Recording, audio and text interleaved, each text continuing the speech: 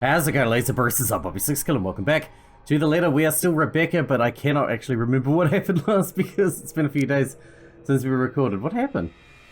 Okay, well, we passed out, apparently. It happens without warning, forcing me to close my eyes. The sensation creeps to every part of me, crawling under my skin and draining me little by little of any strength. Before I know it, my hand is gripping the nearby door for support. The sudden nausea drowns out their voices and what little sound there is. All except the whispers and laughter. Judging. Mocking, taunting, muffled inaudible words bearing down on me like a death sentence. They wrap around my neck and limbs, binds tightening with every syllable, every utterance. And with each draw of breath I take, they drag me down slowly, almost painfully into a bottomless abyss. On, and on, and on, till the sounds turn into mere distant echoes. Until suddenly it shatters. Well, what are we waiting for? Are we done here? His voice rips through the fog like a sharp blade and my eyes snap open.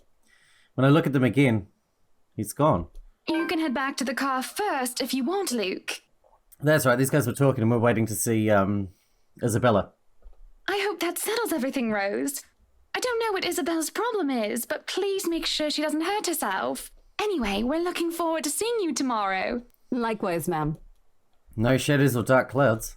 Only amicable smiles and cordial handshakes, the usual pleasantries, as Miss Cooper leads them out the mansion like a graceful host. None of the group seems to have noticed it. And even as I force my breathing to calm down, keeping my eyes trained on their backs, and waiting for something to happen, it doesn't come back. She returns a moment later. Gently she closes the great doors behind her, but there's a smile on her lips, and an extra skip in her step when she walks back to me. Whatever she was discussing with the group had put her in a good mood. Even she appears to have not observed anything odd. Was I just seeing things? Glad that was over. It's been a long day. I thought for sure we were going to... Hey, are you sure you're doing okay? You look a bit green. That's rich coming from you. Your whole head is green. It's all good. We're red. I'm actually still recovering from a cold. Maybe pink. Weather's been crazy lately. That must be it. The weather, the stupid cold, and the friendly warnings I'm too stubborn to listen to. As much as I hate to admit it, Isabella's right. I was and still am a little feverish when she visited me at school this morning. The medicine helped, of course, but only some. Although it's not like I can't function, I did get better after lunch, and I was able to go through my schedule like the usual. Now I'm not so sure. However, I can't keep acting like I've seen some sort of apparition when it's anything but.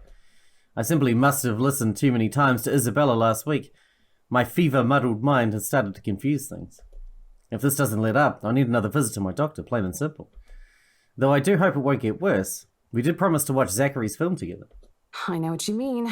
I've been complaining to Isabel. It doesn't seem to affect her much, though.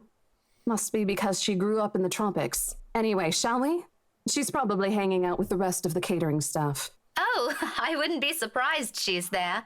She eats like 10 hungry men when she isn't feeling well. Wait, is it cold in the tropics? I thought it was hot in the tropics. I don't know. I don't live in the tropics either. Lead the way.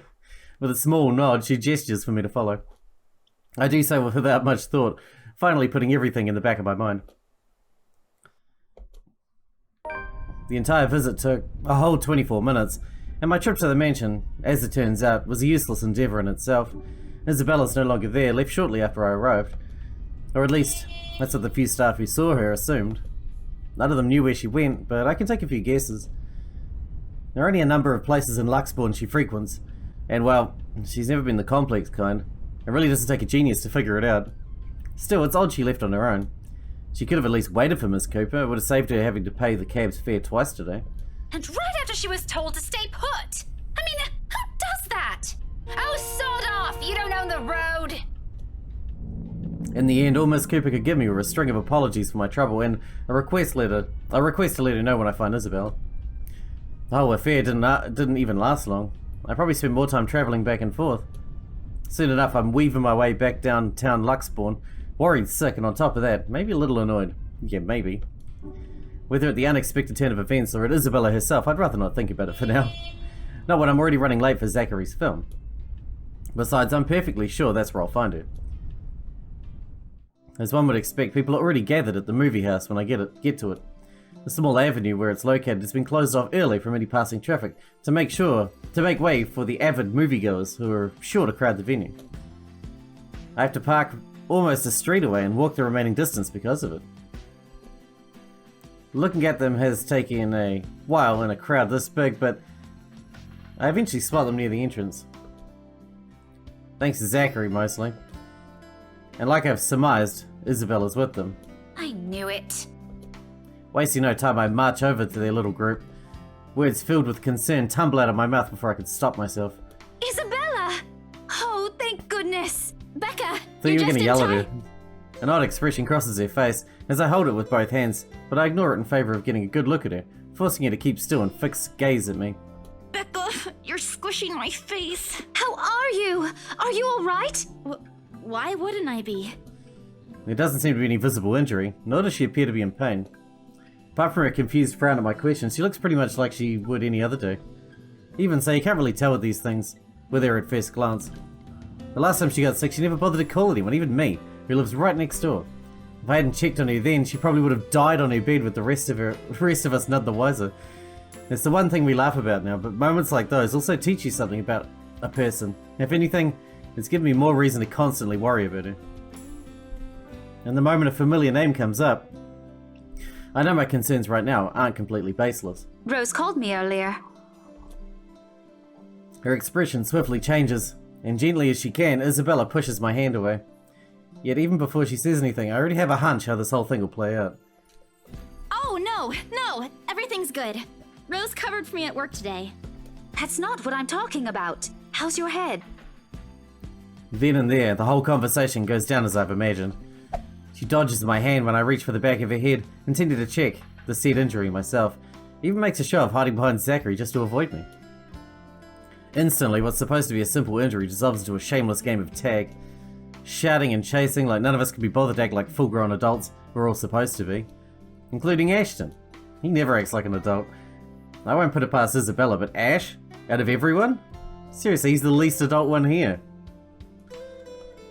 In fact, if that stupid smirk on his face tells me anything, he finds this whole mess amusing. Oh, for the love of— Isabella, this isn't a laughing matter. She did look pale when I saw her. Wow, thanks a lot, Ashton, you traitor. I'll get you back for this, just you wait. What? I'm just saying it as it is. If you mentioned this earlier, we wouldn't be having this conversation right now. There's a moment's pause. My hand stills mid-air as my attention shifts to Ashton and the words he leaves hanging between the four of us. He doesn't meet my eye. I don't think he's even aware of what he said. But the meaning in each syllable alone is clear.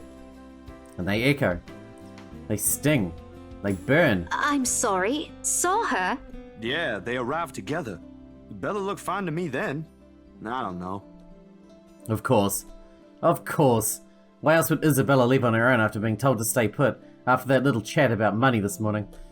Something close to silence falls while I mull over the words, both of what's already been said and what's left unspoken. But I do find my voice that only reeks with nothing but bitter, unpleasant thoughts. Thoughts I quickly stamp out before they surface. Thoughts I hide the best I can in the deepest parts of my mind, locking it away for no one to see. Oh, that's good. At least she didn't have to travel alone, right? At least. Good. Yet try as I might, the green-eyed monster easily rears its ugly head, like it always does every time his gaze lingers a second longer. Every time he smiles in a manner far too gentle, far too sincere whenever he thinks no one can see. Every time my mind suggests his words mean more than they should. Every small little thing. Despite what he says, despite his tone. Look, you guys. For all I know, it may just be the same kind of fondness born from friendship.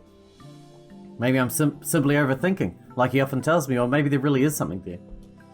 But in the short display of impatience, I know the whole of it isn't just for show. It's just for show. After all, growing up together with him didn't teach me nothing about him. For whose sake is it this time, though? For him? For Zachary? For her? Or for me? That I can't tell. If she says she's okay, then there's nothing we can do about it. It's not like we can stop her either. Besides, she's still acting like the same old Isabella to me, if she can still run around like that. Why are you taking her side? I'm not, but if she wants to watch Zach's movie with us, I'm not going to stop her. She's probably the one looking forward to it the most. Ash, that's... You, of all people, should know... Tell you what, If I notice something amiss with her, I'll take her to the nearest hospital myself. Is that good enough for you? My mouth opens and then snaps shut almost as quickly, forming a thin, hard line instead. I can't respond, not because there's nothing to say. On the contrary, there's plenty, so many things I can use to reason and get him to agree. But because he speaks with much certainty, with much reassurance, it feels like there isn't even a choice. All I can give is a long, deep breath and a reluctant nod in the face of it. Before I can get a grip of myself and my own weakness, the mood immediately shifts, and I'm being tackled into a hug. Thanks, Becca. It's always been you with him, isn't it? Did you say something? Me? Nothing. Don't mind me. A lie, obviously. What else can it be? Each and every smile, a tiny effort to keep things as they are, or so I tell myself. Little do I know, this is merely a preamble. It starts out quietly, and without fanfare, amidst friendly jibes and harmless teasing, with a scrap of paper fluttering harmlessly to the ground. Oh no. One that looks suspiciously like a cheap Halloween prank, no matter how you look at it. And yet, despite how ludicrous it all is, Isabella stubbornly insists, as if our whole life depends on acknowledging the truth in her story. Does she even realize how absurd she sounds now?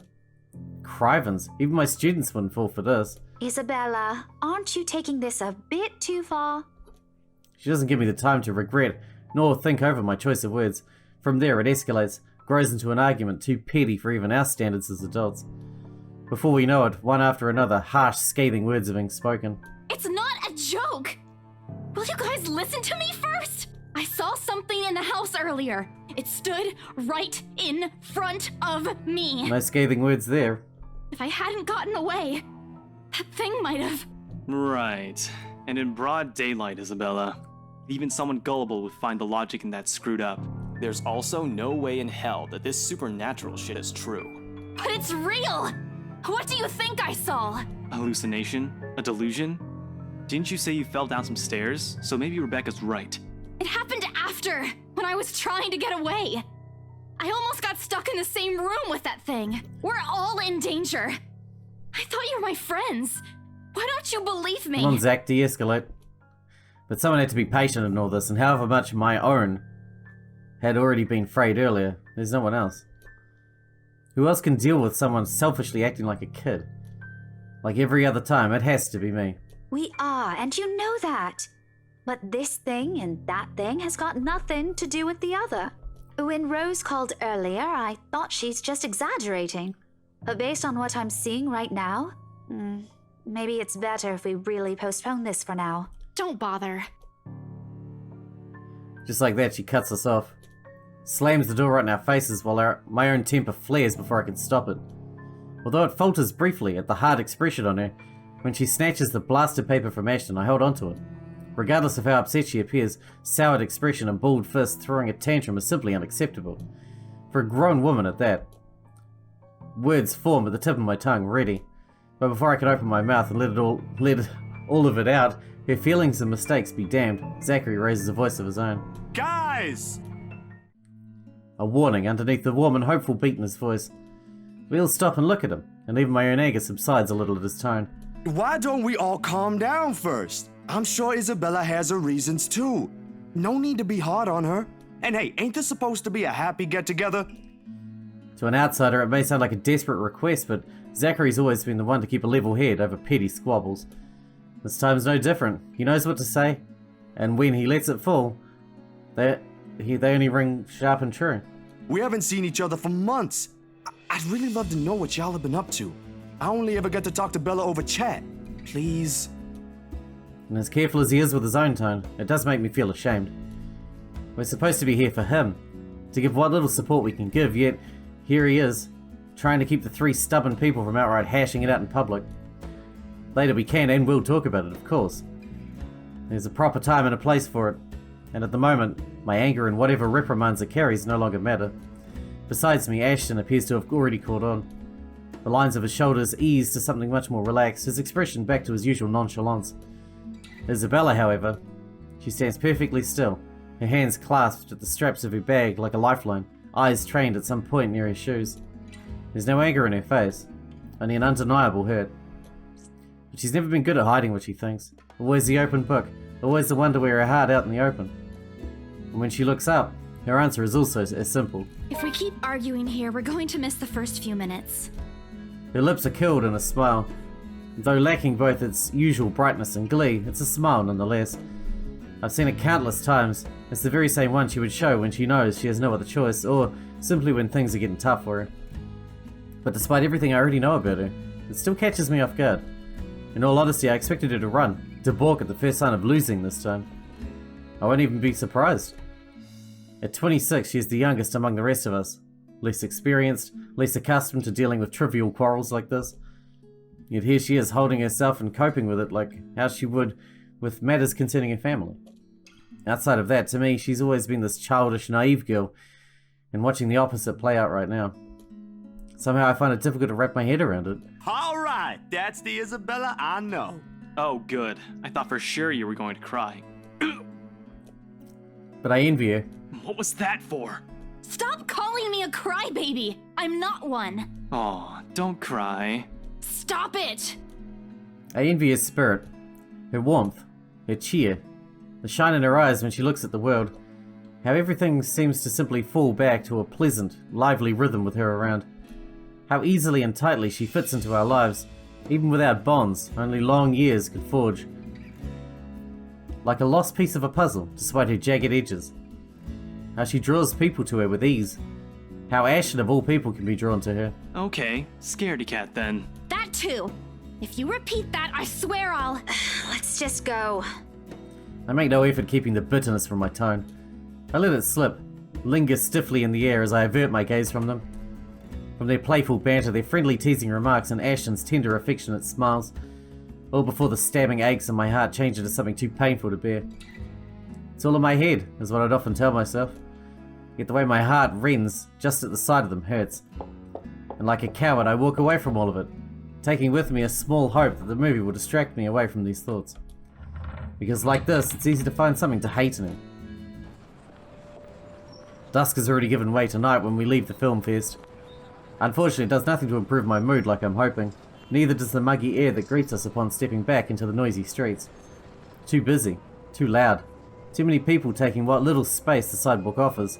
It forces anyone to bump shoulders with those they barely know, let alone care about.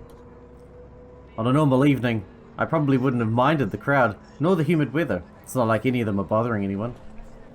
And yet, even with what's admittedly pleasant company, I can't bring myself to lighten up. See you guys some other time. Yeah, see ya! Not even to return the smiles Ashton and Zachary gives us when we go our separate ways. Perhaps this started with Miss Cooper's call, or earlier than that. Maybe even the moment I left bed this morning. Bloody hell, it could have been because of that sodding letter for all I know. I couldn't care less at this point. All I want to do is get a warm bath, sleep, and wait for this dreadful day to end. Now, if only Isabella would stop babbling, then maybe this dull throbbing at the side of my head wouldn't turn into a full-blown headache too. Zach did a pretty good job with his movie, didn't he? Even though Ash said he ran into some trouble late into filming. You know, she doesn't sound much like a friend, Becca. Becca doesn't sound like much of a friend. She sounds like an ass.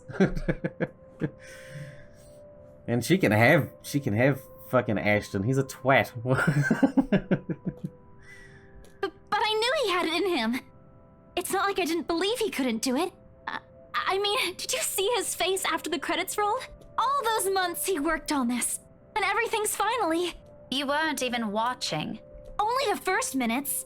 I watched the rest of it, I swear. Besides, Ashton was the one who wouldn't stop asking questions. Well, why do we still need to talk about this then? I liked it. Ash liked it. You liked it. Shouldn't you be telling that to Zachary in person? I'm sure he'll appreciate it better than I ever will. I know that, but maybe there's something you want to say? Zach had you check the scripts before he went through everything, didn't he? You also worked on it, even if it was only for a short time. So, maybe you want to... I don't bother waiting for the rest. The moment I spot my car, I immediately make a quick beeline for it. Knowing her, this is merely another attempt to start a conversation, just so we'll have something to fill the dead air, to replace the strained atmosphere we've somehow walked into. One thing, the very thing, I'm not too keen to deal with at present. Behind me, Isabella also changes her pace to match mine, her soft strides growing brisk and uneven in order to catch up. A small part of me half expects she'll suddenly trip. She's not the clumsy sort, but there are definitely times when she can be the least coordinated person on the planet. Becca, hey! Oh no. Wait for me! And people wonder why I worry. They're not really completely unfounded once you've already grown familiar with their habits. Though right now, this is also at the very end of the list of things I want to think about. Sometimes it does become overbearing. Even her voice as she calls after me sounds nothing more than my background noise to my ears now. Rebecca, slow down, will you? Your car's not going to leave without us. The sooner we get on the road, the earlier we can get home. It's Friday, in case you didn't notice. I know what day it is, but the traffic's not going to magically disappear, even if we go there right now. I don't want to hear that from you. Didn't you used to complain how horrendous the traffic is back home for you? Yeah? But that doesn't have anything to do with this, Becca. Okay. What do you want to do then? Wait it out? Walk? I just want to go home, Isabella. If you want to stay out here longer, I won't stop you. But leave me out of it. I'm not up for any other foolish excursions tonight. I wasn't thinking about an excursion. I want to go home too. It's already late. It's just that you've been in this prickly mood since earlier. Are you really okay? Was it the cold? Or did something happen at school? Do you want to talk about it? A long pause follows, and it holds everything she's been meaning to ask from the very start. I'm in no mood, but all the same, my hand stops short of unlocking my car, and my grip on the handle tightens. I can feel her eyes boring on me, waiting, hoping patiently for any answers I'd give. She's the same as Zachary. They're bad liars. But when you talk to people like them, if you're not careful, they often leave you with no other choice but to admit the truth, those exact same ones I can't voice. Despite my lack of response, she pushes on, surprisingly. This time her tone is quieter, more tentative than usual. Was it because of the letter? It's a well-meaning question, much like the rest of her talk. It's something in how she says it irks me. If it is, I'm really sorry. I didn't mean to cause a scene. I did see something in the mansion, though. I wasn't lying about that. Wherever she wants to take this, I no longer want to hear a word of it. Not at this minute, preferably never. Especially when there are already a million other things buzzing and prodding inside my head. Sometimes my patience can only be tried for so long. Nicole caught up with me? And during the open house, even if there were a lot of people around, there were weird things happening. I don't know if there was anyone else who noticed, but I heard things. I'm sure it wasn't because I fell down the stairs. Even before that, in the attic, Isabella. Yeah? A pause, though I don't let it last, only to give myself a small window to breathe before I lay down the words between us with as much restraint as my patience allows. Which is not much after everything. I can only hope Isabella will take them as they are. She can be stubborn as a mule when she wants to be. This kind of conversation tonight. Look, it's been a long day. I think this cold also caught up with me, and I'm really exhausted. Can we talk about this some other time? She blinks, and although disappointment flashes momentarily in her gaze, she gives me a curt nod. A relief enough for me, perhaps the first time I genuinely feel it today. As unpleasant as the day has been, seeing something go the way I've anticipated takes the edge off it. Even if lying through my teeth had to go with it. Oh, alright. You should have just said so. I told you should have taken a full week off. Were you able to get the meds I brought you, though? Do you need anything? I could drop by the pharmacy for you. Yeah, no need to fuss. A good night's sleep is all I need. I've been busy the whole day. I guess I should have listened to you and taken it easy. But we have exams to prepare for. It's one or the other, you know? I knew it! Here I thought you were just upset about something. Even Ash looked a little bit worried about you. It's fine. Let's just head home, okay? I'll make it up to you next time. Call me out to lunch or wherever, just... not right now. Now that I can see the inner workings of Rebecca's head, I really don't like her. Okay, but should you be driving? If you want, I can call a taxi for us. You'll hate paying the extra fees, but you'll be able to get some rest on the way home. No, don't call a cab. I can manage driving, at least. Just get in the car so we can be on our way. I'm already opening the door and climbing into the seat before she could protest. Left with no other choice, she follows inside shortly, albeit with a bit of reluctance. The guilt from this will eat at me later, but for now, these little falsehoods are mine to bear and hide under. For now, this is the better choice. Better than pretending she doesn't exist or giving her vague answers. Certainly better than harsh words and outright lashing out at her. I can find a little comfort in that.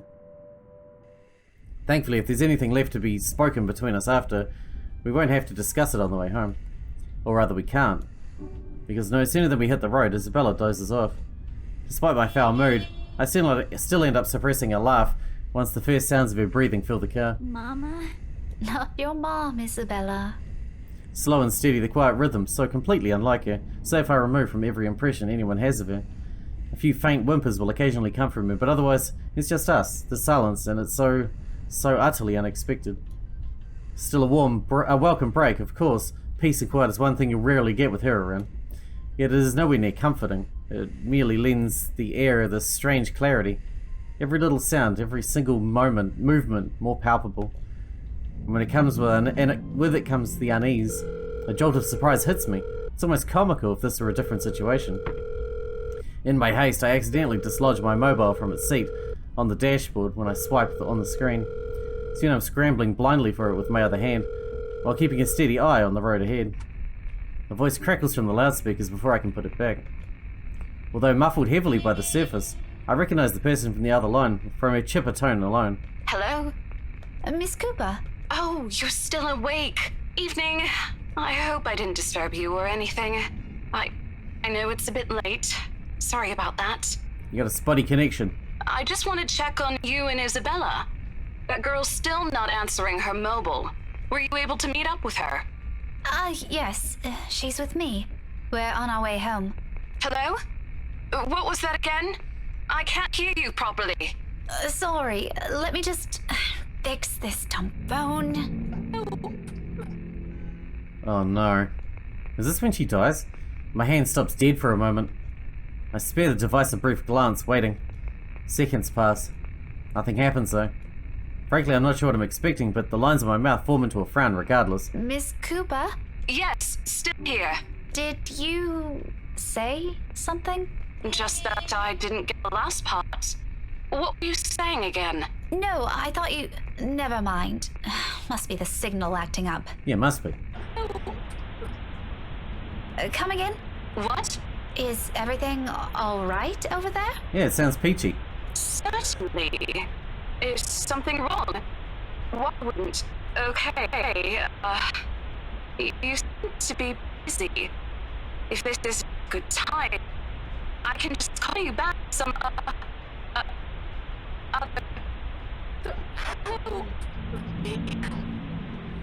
I have to make a conscious effort not to panic right there and then, although my tight hold on the steering wheel tells a different story altogether. Miss Cooper! Rose? Hey, Rose! Are you still there?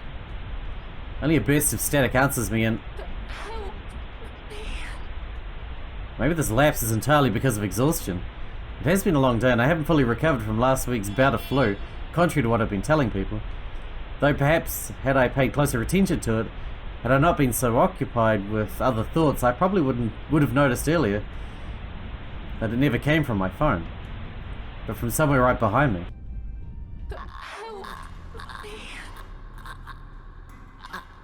Time slows to a crawl. Looking up is a mistake. The first thing I see is its face, a ghastly shade, every inch battered, bruised and bloodied. Even in the darkness, and the world passing by and the blur of lights outside, I can still make out the wounds.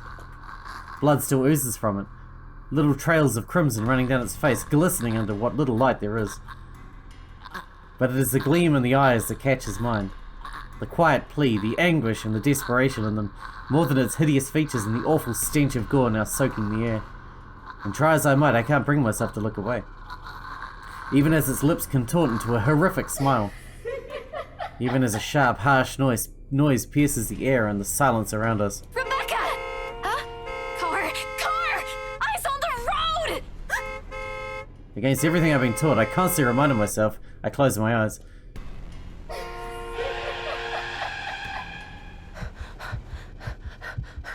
It's a brief moment. A short, vivid second of muscle memory and instinct completely taking over. And if I didn't allow it, if my hands didn't move, or my feet didn't hit the brakes in that exact second, I might have... Isabella and I might have... No. I shake the notion away before I lose myself in it. Right now it's an ugly line of thought I refuse to venture into. Not when breathing is a struggle and every ounce of strength has been totally drained from my body. Most definitely not while Isabella's panicked voice beside me still rings in my ears. We're alive. We're safe. That's all that matters. But it's not her face that I look for when I finally open my eyes. All gone. I expected stains, little telling marks and creases on the covers to show me where it sat not a second ago. But whatever it is, it left not a single trace. And though courage is a hard thing to gather at this point, I take what little of it remains in me and turn towards the back seat. Even then, there's none. Or was there really something in there in the first place? With how empty it is, I'm beginning to doubt it. This stupid flu again. Oh yeah, the flu really does that. Man, I hate when I get the flu and I see, like, the boogeyman coming to rip my face off. That's the worst part of the flu. That's the crappiest symptom. I need a long rest after this.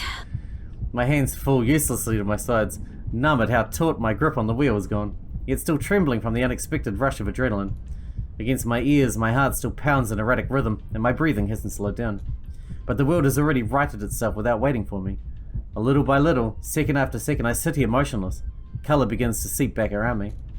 Along with it are the sounds of, and a voice, no longer the indistinct ringing it was earlier. Rebecca?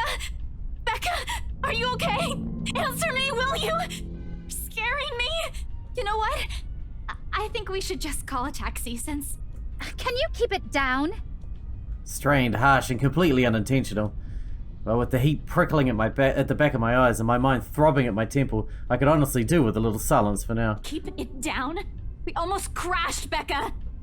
I know what happened. It was a lapse. I'm sorry. A lapse? You call that a lapse? Becca, I really don't want to end up a mangled mess on the side of the road. Or a mangled mess anywhere. All I'm asking, if the time ever comes, which I hope isn't right now, is a peaceful death. Give that one to me at least. Not that I'm asking for it, but please. Isabella. Belle, you're overreacting. If you're so worried, why don't you drive? Don't have a license. I keep telling you to get one, didn't I? For the past 5 years. Do you see why now? I wasn't really expecting to stay here this long. I thought it'd just be for a year or two. All of a sudden, a pensive mood comes over her. Isabella looks away then, while what's left of my lecture never crosses the tip of my tongue. I don't allow it to, because in each of those words she lets loose earlier is a small truth. Her stay has always been meant to be something fleeting. Earn some good money, go home. That's what she'd tell herself during her first year here. Now, half a decade later, I'm not sure she still believes that. Even I'm not sure if I still believe that.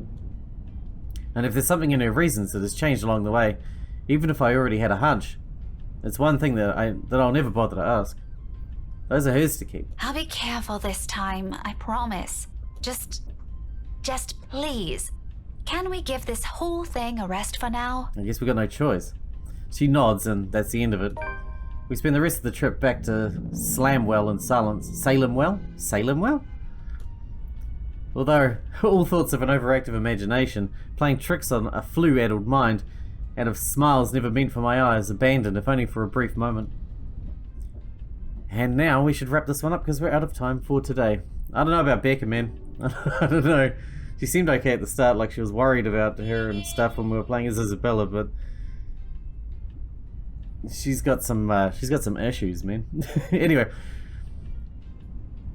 I'm not sure. We didn't get to make many choices. I feel like because we're going through them one after another, the choices we made in the previous one is affecting this run more, you know, because this is running alongside the previous runs with the different characters, and like I don't know if there's like some final ending at the very end and whether that changes depending on how everybody else's goes, or I don't know. This is going to be a tricky one to get some kind of true ending on, I think, but I'm sure we'll figure it out when the time comes. Until then, I hope you guys enjoyed it. Thanks for watching.